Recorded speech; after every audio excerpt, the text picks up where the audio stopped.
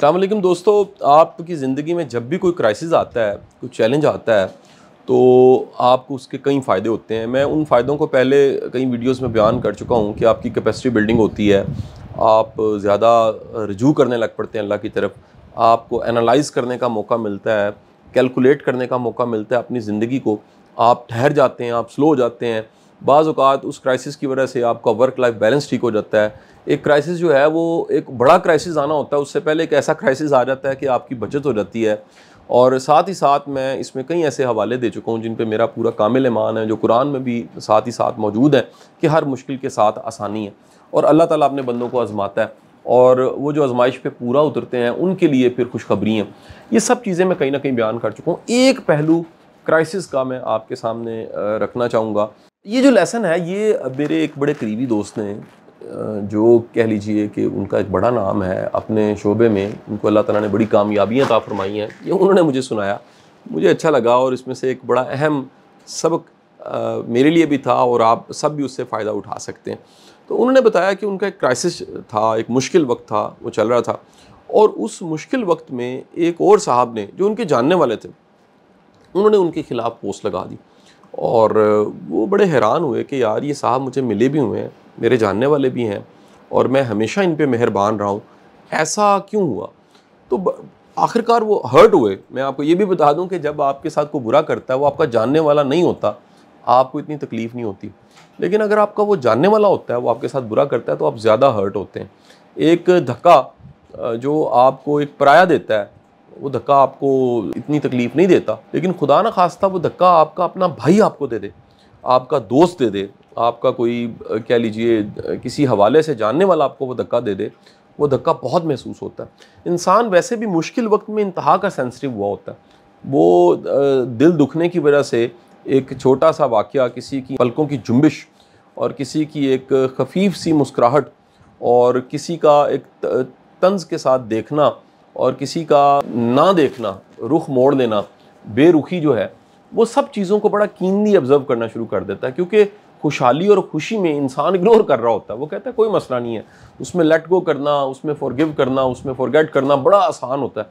लेकिन क्राइसिस के वक्त में इंसान की हसासियत इतनी बड़ी होती है कि हर चीज़ का कोई ना कोई मतलब और मानी बन रहा होता है। इंसान वैसे भी खदशात का शिकार हो जाता है, खौफ बहुत ज़्यादा उसका ताकतवर हुआ होता है, उस पर गालिब आया होता है। तो वो साहब बड़े हैरान हुए। उन्होंने कहा कि ऐसा कैसे हो सकता है कि मैं इस शख्स पे मेहरबान रहा हूँ या मैंने हमेशा इसको इज़्ज़त दी है, लेकिन इस मुश्किल वक्त में इसने, इस फ़लाँ शख्स ने मेरा मजाक भी उड़ाया और मेरे ख़िलाफ़ पोस्ट भी लगा दी।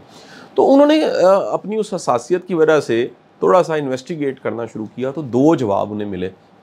एक जवाब ये मिला कि वो साहब जो हैं, उन्होंने, मैं इसमें वाज़ह कर दूँ, ना सिर्फ फेसबुक पे पोस्ट लगाई थी बल्कि यूट्यूब पे एक वीडियो भी बना दी थी।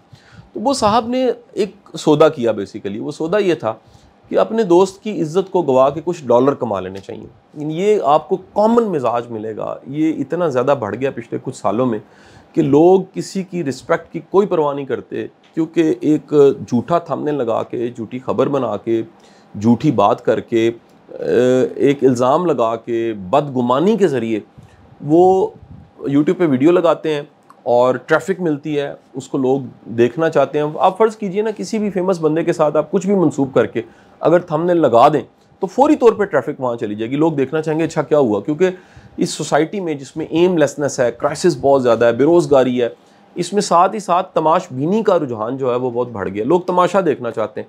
आप पिछले कुछ सालों के हमारे जो कह लीजिए फेमस होने वाले लोग हैं उनको देख लीजिए, वो आपको जो टिकटॉक पे और मुख्तलिफ जगह पे नज़र आएंगे। मैं नाम नहीं उनके लेना चाहता, आप उनका कभी कंटेंट, उनकी हरकतें देखिए, वो आपको माफ़ी के साथ बड़ी ही गैर म्यारी लगेंगी और सोसाइटी उनको इतना तेज़ी के साथ वो नाम देती है। वो कोई किसी गाने पे परफॉर्म करने वाला हो सकता है, कोई बेहंगम गाने वाला हो सकता है, वो कोई एक डायलॉग बोलने वाला हो सकता है, वो एक बदमाश का एक एक्ट करके दिखाने वाला हो सकता है। ये सब के सब सोसाइटी इनको फॉलो कर रही है इस वक्त। तो इस सोसाइटी में जब कोई एक यूट्यूबर एक नेगेटिव थंबनेल बनाता है या नेगेटिव कंटेंट जनरेट करता है, तो उसको मोनेटाइज होने की वजह से पैसे मिलते हैं।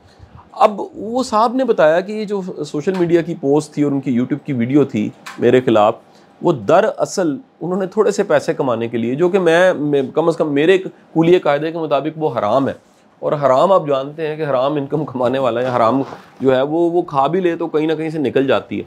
एक फैक्टर तो ये मिला उन्हें। दूसरा फैक्टर बड़ा गैर मामूली मिला उन्हें। दूसरा फैक्टर ये मिला कि ये जो क्राइसिस होता है इसमें चेहरे यहाँ हो जाते हैं, लोगों के असल चेहरे आपके सामने आ जाते हैं।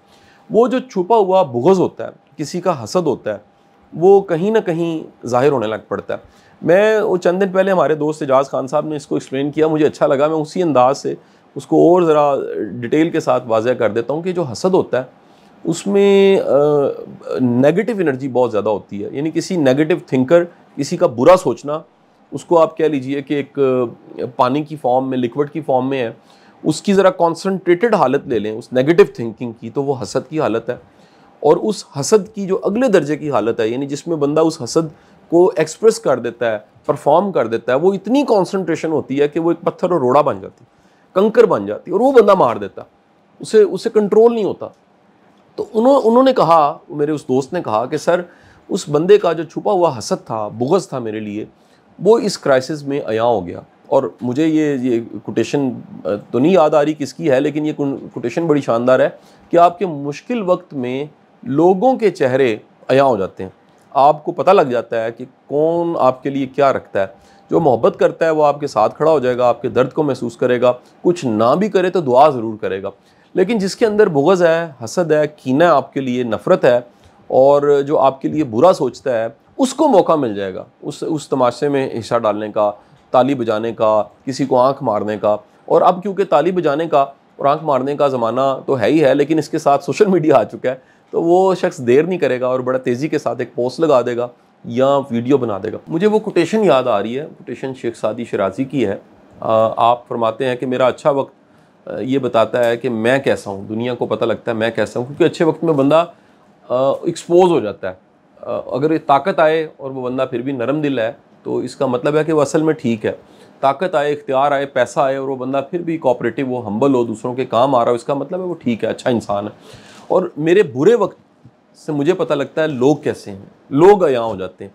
तो आप कह लीजिए कि लोगों को जानने का जो बेहतरीन वक्त होता है वो वक्त होता है जो आपका मुश्किल वक्त होता है, और लोगों के चेहरे आपके सामने अयां हो जाते हैं। मेरी दुआ है अल्लाह ताला हमें ऐसे लोगों से बचाए जिनके दिल में आपके लिए नफ़रत है, कीना है, हसद है, बुग़्ज़ है, और अल्लाह ताला हमें अपनी रहमत के हिसार में रखे। बहुत बहुत शुक्रिया।